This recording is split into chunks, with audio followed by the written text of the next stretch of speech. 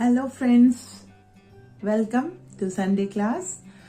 और मैं फिर आपके सामने हाजिर हूँ एक कहानी लेकर। मॉरल वैल्यूज, नैतिक शिक्षा। जी हाँ, ये वो रास्ता है जो जीवन को अंधेरे से उजाले की तरफ ले जाता है। जो हम पैदा तो हुए हैं इंसान बन के, लेकिन इंसान बनना सिखाता है। ये किताबों में भी मिलता है, हमारे बड़ों से भी हमें मिलता है और हमारे गुरुजनों से भी हमें मिलता है। सीखना बहुत ज़रूरी है, सुनना बहुत ज़रूरी है, समझना बहुत ज़रूरी है, तभी तो हम कुछ कर पाएंगे अपने जीवन में। तो एक उद्देश्य है जीवन का, चाहे वो गौतम बुद्ध का हो, चाहे वो यीशु मसीह का हो, चाहे वो कबीर का हो, चाहे वो मीरा का हो, चाहे वो राधा का हो। सभी का एक उद्देश्य है उस परमात्मा में लीन होने का। सभी उस परमात्मा को पा लेना चाहते हैं, लेकिन कैसे? आइए देखते हैं इस कहानी के जरिए। एक संत महात्मा एक दिन एक दुकान पर आए। जब वो दुकान पर आए तो वो बड़े विस्मित हो गए, बड़े आश्चर्यचकित रह गए कि दुकान में बड़े छोटे छोटे छोटे बड़े से छोटे छोटे बड़े छोटे बड़े डिब्बे रखे हुए थे और हर डिब्बे में कुछ ना कुछ था। तो साधु महात्मा जो हैं वो पूछने लगे कि दुकानदार वाले भैया बताओ इस डब्बे में क्या है। दुकानदार भी सहज इंसान था, उसने बताया इसमें नमक है, इसमें हल्दी है, इसमें धनिया है, इसमें चीनी है, इसमें बेसन है। वो ऐसे करके लगातार सारे डिब्बों में क्या क्या है बताता गया। जब साधु सारे डिब्बों को देख चुका तो आखिरी में एक डिब्बा उन्हें रखा हुआ पीछे की तरफ दिखाई दिया। तो साधु ने कहा, अच्छा अब बताइए वो आखिरी वाले डिब्बे में जो सबसे पीछे रखा उसमें क्या है? तो दुकानदार ने कहा, उस डिब्बे में राम राम है।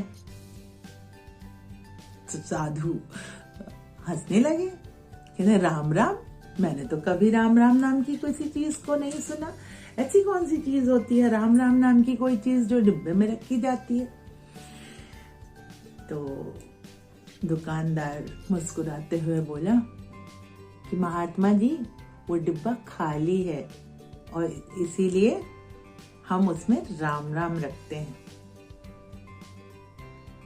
महात्मा जी का चेहरा ही उतर गया, सोच में पड़ गए कि कितनी बड़ी बात बोल गया ये इंसान। ये मात्र एक दुकानदार है और मैं साधु महात्मा में भ्रमण कर रहा हूं, मैंने अपनी जिंदगी साधना में लगा दी और मुझे ये ज्ञान नहीं हुआ। और ये मात्र एक दुकानदार होकर इसने मुझे इतनी बात इतनी आसानी से समझा दी। गूढ़ अर्थ है, आइए बताते हैं। ईश्वर हमेशा खाली जगह पे ही वास करते हैं। खाली जगह का मतलब ये नहीं कि खाली घर, खाली महल, खाली बंगला।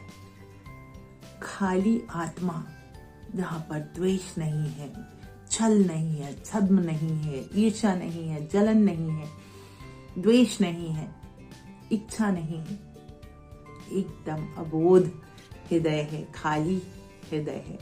ऐसे हृदय में ईश्वर रहते हैं। ऐसी जगह पे ईश्वर का वास होता है, वहां राम राम होता है। यही उस दुकानदार का कहने का आशय था। तो याद रखिए, अगर आप अपने साथ ईश्वर को रखना चाहते हैं तो आप अपने हृदय को छल, छद्म, द्वेष, ईर्ष्या, छल, जलन, इन सब से साफ और खाली रखिए।